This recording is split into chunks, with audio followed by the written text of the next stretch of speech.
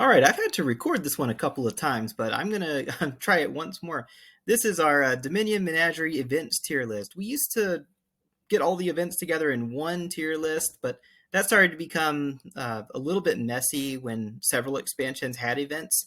So, yeah, now we do them individually, and I think that's just fine. I'm going to get right into this. I have a semi strong opinions on some of these. I'm going to start off with the D tier and place Reap in it. So Reap is a 7 cost event, and when you gain it, you get a gold that goes into play for your next turn. So basically, it's plus 3 coins for next turn, and then you have a gold after that. I think this really isn't all that good for 7 coins. Yeah, like gold normally just costs 6, and you could just draw it. Like it's nice to have it in play, I guess, and maybe occasionally that's going to be a pretty good move. But I think it's pretty rare that coin is the resource that you want to be buying to save for next turn. Usually that's going to be draw or something along those lines, right? Yeah, not plus coin. It's not terrible, but it's also not incredible. And I think most of the time I'm going to be skipping this. I've only bought it a few times ever. And maybe that's wrong. Maybe like there are times when it's a little bit better than that, but I still think it's probably the worst event in the set. Like I could see putting it in C tier, but yeah, I'm gonna stick with my gut here and put it in D. The same goes for Commerce. Now, of course, Commerce it has some neat combos, I guess. What it does, of course, is for every differently named card you've gained this turn, you gain a gold, right? And you could gain a whole lot of golds with this later in the game when you gain a whole bunch of cards and then you pay 5 to drop a bunch of gold in your deck. And yeah, like that can occasionally be pretty good, but it's a dream scenario a lot of the time. Most of the time, like the best use for this is you gained a horse this turn, and now when you buy 5, you gain a gold or something like that. And I don't know. I don't think this is all that amazing. I think in most boards it's going to be ignored or mostly ignored. And even when it's there, you might just use it once or twice to get some gold, and it's hardly different from just buying gold a lot of the time. But, it's not to say there are no cases where it's good. I mean, D tier is still not like horrible. There are still good cards in D tier on the on the dream board, But yeah, I'm just gonna stick that one there. I could see putting it in C. Enclave, I'm gonna go ahead and put in C. So the big thing about Enclave is it costs 8. You gain a gold and you exile a duchy. Exiling duchies is really nice. Nothing can happen to them. They're safe, and they're also out of your deck. So that's good. Gaining a gold, of course, isn't terrible. The main use for Enclave is really when you hit that 8 coin early in the game and you don't want to buy a province because it'll stall your deck. Instead, you can get a gold and still get some points for later. And I don't know, that's okay. But I also don't think it's incredible or anything like that. Usually, you'd want to be buying action cards, or like in the average case, when you're hitting 8, pressuring the province pile is better. So, yeah, I don't know. I think it's okay. It's okay. Next is going to be Ride, which I'll go ahead and put in the B tier. If you got a spare 2 coins, Ride is nice, okay? It's a one-shot lab, that horse. Often it's the best thing you can get it to anyway, if you happen to be hitting 2, or maybe even 3 sometimes.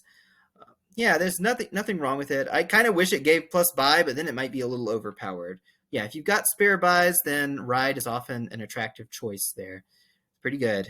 Okay, Pursue. I always have to reread what this one does. Every time I use it, like I just have the worst trouble. So I'm just going to go ahead and read it real quick. So you get plus buy, so you can do something after this. You name a card, you reveal the top 4 cards from your deck, and you put the matches back and discard the rest. So basically it lets you hunt for a card, I guess, for next turn that you want to be up there and dump everything else out. Yeah, that's some pretty decent power searching. It's kind of situational. Like a lot of the times you'll be hitting a reshuffle anyway, or you just bought the card, or, well, if you just bought the card that you wanted, then I guess, then it might be worth buying. Well, I don't know. Like there are definitely spots where you can get it, but I think a lot of the time it's just going to have like kind of a middling effect on the game. The nicest thing about it is that it's cheap and that you can still buy something after it, really. Kind of like Scouting Party. Yeah, I don't have much else to say about it. It's good for setting up your next turn, but it's pretty rare, I think, that it's going to really be super powerful. All right, next up, we've got one of my favorite events in this set, which is Toil. So Toil gives you plus buy, and it lets you play a card from your hand there in the buy phase. Um, and obviously, there are some cards that this is good with playing in your buy phase, and then there are some cards where it's not that amazing. You're paying 2 coin to avert terminal collision, essentially, um, and sometimes it's the only village, quote unquote, that you have. And then, yeah, Toil is pretty darn nice, but yeah, I think a lot of the times you might just use it a couple of times and it doesn't do a whole lot, but when it is effective, it's pretty sweet. Yeah, I mean, just the ability to play more actions can be really nice. Like, let's say you got 3 mountebanks in hand, right? If you got 4 coin, then, well, you could play all 3 mountebanks, and that's pretty strong. So, yeah, there are little situations like that come up with Toil all the time. It's rarely like an earth-shattering card, but it's pretty interesting and it's pretty nice. And so, yeah, B tier.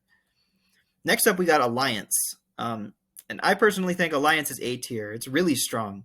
So you gain a province, a duchy, an estate, a gold, a silver, and a copper. Okay, and did I leave something else? You gain something else, right? Is it just 6 cards? Yeah, it's just those 6 cards. I was just making sure. So these are still pretty new. So yeah, you gain those 6 cards. That's 6 junk cards that you're adding to your deck. Remember that. 6 stop cards. But you're also gaining a whole lot of points for this. What is it? 10 total points. And with certain landmarks, gaining that gold, silver, and copper is really sweet. And if your deck can handle adding all of that stuff, then by all means, adding 10 points is very, very good. It also has a weird effect on the game where like all 3 of the green piles are depleted by 1. So it like pressures both the province end game and the piles end game. Now it costs 10. That's pretty expensive, but I don't know. I think that's pretty good for the effect that you get. You just need to have a deck that can handle it, or a deck that doesn't care if it's adding junk. Like if you're playing a money deck, then yeah, Alliance is a pretty good addition to that. Of course, you shouldn't just blindly buy Alliance, but I think more often than not, it's a pretty darn good card. Bargain. Let's see, where is Bargain? It's this with this lady on it. Okay, so Bargain costs 4. You gain a 5 cost card, and everyone else gains a horse. Yeah, so giving someone a horse is not really something you want to be doing, but in the grand scheme of things, it's not super impactful for them. It's just a one-shot lab that they get. And you can get that 5 cost card, you can get it early. And the truth is, like, 5 cost is often the key cost in Dominion. So you want to get it however you can. And sometimes Bargain is the way that you do it. Yeah, and for 4, that's a pretty good deal, I think. You do want to be careful with it. You don't want to overbuy Bargain. You don't want to give your opponent too many horses, because those are going to add up and help them over the course of the game. But yeah, it's still pretty solid. You're going to take this. You're going to take this when you need it. Okay, and then there's March. Yeah, all of these are A tier. Events are good, and I believe this is March. Yeah, this picture isn't very great. Okay, but March costs 3, and I think it's not a plus buy. Like, yeah, you got to look through your discard and play a card from it.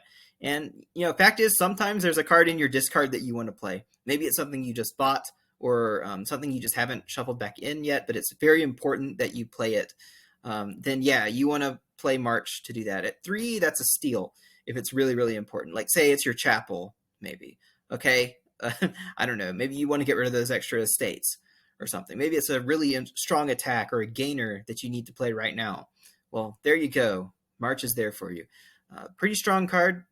I would say, like, it's not S tier, like it's not earth shattering really strong, but it's very, very good, and you're going to get it a lot. Stampede. Yeah, Stampede also in the A tier. You got to have 5 or fewer cards in your hand and pay 5, and then you get 5 horses onto your deck. Did I say 5 in your hand? I meant 5 in play. Okay, and that can sometimes be tricky to pull off, but sometimes it's not difficult to pull off at all. Like silver, silver, copper will do it. Okay, and 5 horses on top of your deck, you can spend them all right away and draw those 10 cards, or you can save them for later in the game, and that's pretty good too. So yeah, it's kind of like Tactician there. You get a really nice boost to your draw for a little while. Very good. So next up we have Enhance. And Enhance is one of these cards that doesn't seem all that great at first, right? It costs 3, and it lets you remodel a non-victory card into something that costs 2. Yeah, so at first it doesn't seem all of that good because you're thinking, well, I can't turn my estates into 4-cost cards. And, that is a knock against it. But honestly, it would be completely overpowered if you could do that. This mostly comes into play mid to late game for upgrading cards that you have into better cards, like a 3-cost into a 5-cost, something along those lines. Or at end game, you can turn a 6-cost card into a province, right? Yeah, that's pretty good. And you're only paying 3 to do that, which is very, very low. Okay. Think about, you're basically paying 3 for a province, right? If you turn a gold into a province, and that's pretty nasty. And of course, that's only one thing you can do with enhance. Yeah, it's just a lot better event than I think most people gave it credit for when it came out, because it doesn't do like the one thing you want it to do, but you got to think about what else it can pull off. And I think it's very strong. Thinking about it, I could probably see all of these dropping into the B tier if someone wanted to. I may be giving them too much credit, but honestly, events are just so strong in general that it's hard for me to resist putting them in the A tier. Yeah, the same thing is going to go for populate. Populate costs 10. I believe it costs 10, right? Yeah, 10. And it gains you... it's still just so funny. It's you gain a card from each action supply. I just love the way it's written. It just sounds like so brain dead, like gain everything. Yeah, but that's what populate does, man. It gains you one of everything from the supply. And okay, there are some boards where this is completely useless. But then there are so many boards where this is amazing, where you want like at least 75% of the things that are in the kingdom, and it only costs 10. Like that's a steal if you want most of the things that are in there. If there's trash for benefit cards in the kingdom, it's even better because like even if you don't really want all that stuff, you can trash some of it. Yeah, this buffs up cards like gardens, I don't know, vineyards, like I don't know. There's all kinds of things that it buffs up. It's very, very strong, situational, but it's so powerful. It's kind of hard to ignore. Like when it's good, it's just so good that you can't ignore it. You probably want to do it like once or twice before you start greening. Honestly, yeah, very, very good card. Next is invest. Invest, one of the more annoying events to play with. Okay, so yeah, there's a lot of nuance to this card. So basically, you exile an action from the supply, right? Okay, and while it's there, if someone else exiles it or buys it, you draw 2 cards. So yeah, what you can do is kind of set a trap. Like there's this card that everyone's going to want to get, so you put it there, and then when people buy it, you get to draw. And that draw is pretty significant. That +2 cards when it's because it's not like a lab where you're really only getting 1 extra in hand. No, you're getting 2 extra cards in hand. It's very strong. The drawback is that you don't get to use the card that's in exile, but you can actually get it eventually. Whenever you buy a copy of that card yourself, you can remove this from the exile mat, and now you've got 2 of that card. So yes, this is very, very strong. It's very strong. You just have to read the board and know what people are going to want, because it's something you're going to want too. Yeah, so invest is very, very good. But I do think at times, like, not being able to actually get the card does hurt it a little bit. So I'm only going to put it here in the A tier. Still, like, I think it's a really, really strong card. And the same can be said for Desperation. I think it's really strong, but not overpowering. What it does is you gain a curse, and if you did, you get 2 extra coin to buy stuff with. And sometimes that's just what you need, man. It's like when you got cursed gold, sometimes you just have to play it and take the curse and get the card. It can help you late game to spike up to your province or whatever important card it is. It can help early in the game when there's something that's just super critical for you to get. I don't know. It's very flexible, very flexible. Of course, you can only use it until the curses run out, so you got to watch out for that. But yeah, there's not too much else to say. It's very, very good. Always want to keep the option in your back pocket and remember about it. Yeah, there you go. Like, I've seen people lose games from ignoring Desperation. All right, change of scenery. #DadLife. Okay, let's go on to the next one, which is going to be Demand, which I'll also put in A tier.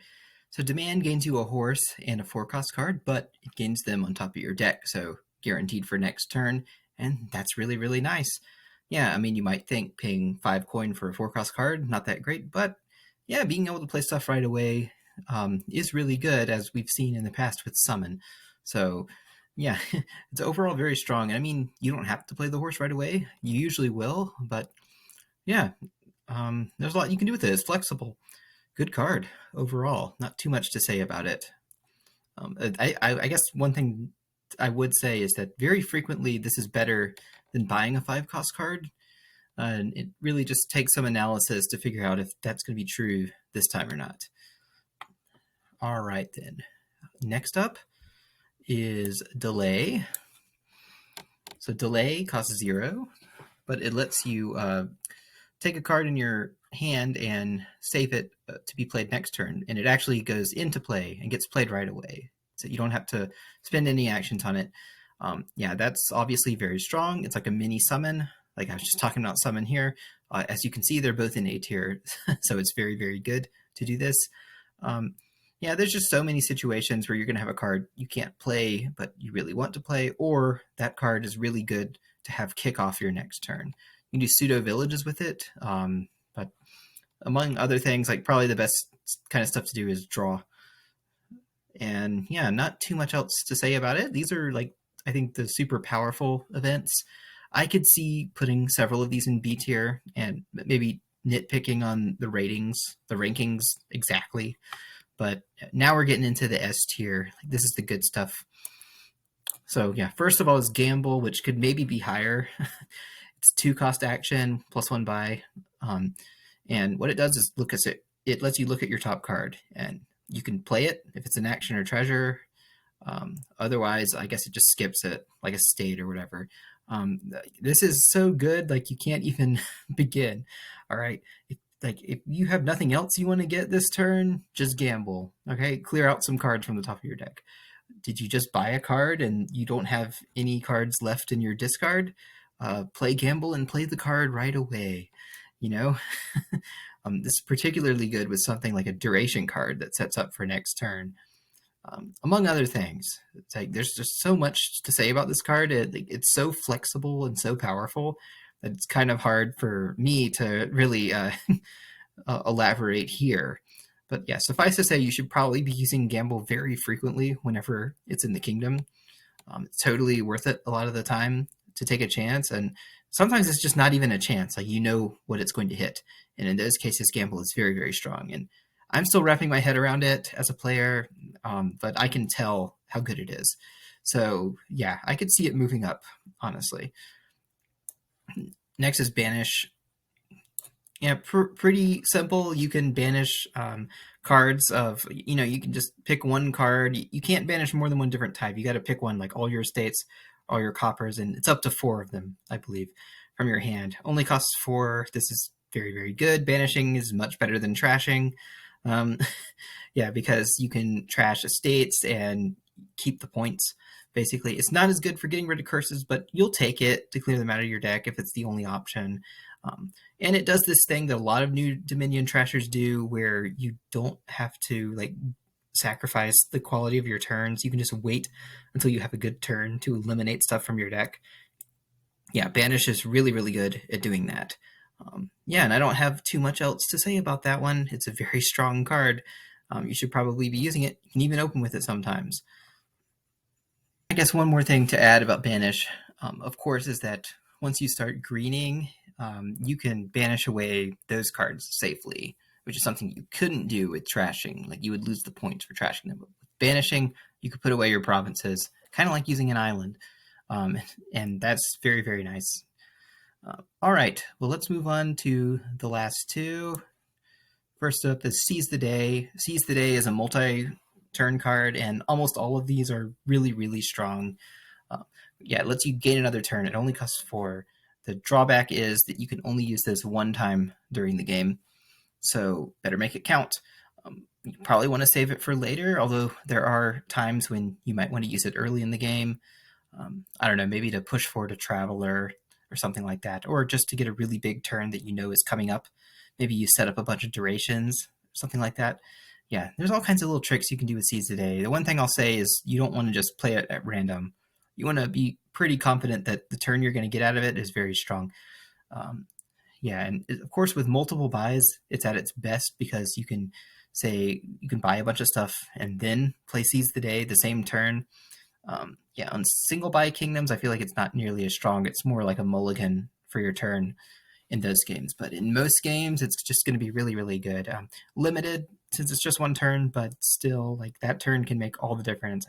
There's so many Dominion games that come down to a coin flip or first player advantage. So yeah, that just goes to show you like how much difference one turn can make, and there's no limit on that turn. Like with Outposts, you start with 3 cards. With Mission, you can't buy anything. But with Seize the Day, you can do anything with your turn. It's just a normal turn. Yeah, so very, very strong. Definitely deserving of S tier. And of course, like number 1 here is Transport. Transport only costs 3. Lets you exile an action from the supply, or you can gain one of the cards from exile and put it on top of your deck. Yeah, and the fact that it only costs 3 is just really, really good. Because you can just exile anything, right? Let me make sure. Exile an action from your supply. Yeah, you can exile any action. Okay, and you don't have to ever afford that action. You can buy Transport again and top deck the action. It can be a little slow setting up, but there are plenty of times when it's perfectly worth it to exile something turn 1 and then put it on your deck turn 2. Okay, there's no shame in doing that. It gives you a guarantee, and guarantees are always very nice. If you have lots of buys, you can exile lots of things, so it works a little bit like Lurker, where you can clear a pile down. You can also deny cards from your opponent very easily. Like say if a pile is getting thin, or if they've exiled stuff, you can exile all the rest of them remaining to prevent them from ever gaining them. So yeah, there's all kinds of cute little tricks you can do there, but I really think it all just kind of comes down to the cost. At 3 coin, this is very, very strong. Yeah, the effect is really good as well, being able to gain what you want there. But yeah, I think mostly it comes down to the cost here. It's very low investment. Yeah, I suppose one trick I'll mention is that you can exile a bunch of a card and then buy it and get all those copies. Yeah, that option's always available. So yeah, plenty to do here. Very flexible. You're almost always going to get it when it's in the kingdom, I think. And yeah, I agree with it being S tier. Maybe I have some quibbles with the order here. Like I personally think Gamble might be the strongest card or the strongest event in this set. But I can see it being here. And I think like the set is new and this will probably change over time. But like overall, this is where I'm feeling it. I could see moving Commerce up. I could see moving several of these down, but yeah, I'm decently comfortable with this ranking of things. I guess Alliance, I feel like might be a little underrated here. Maybe Enhance a little overrated, but yeah, not really. Not really. They're all very good. So yeah, that's about all I have to say for Menagerie events. Hope you're enjoying these videos, and I'll keep trying to put them out at a decent pace, but we'll see what happens. I'm out.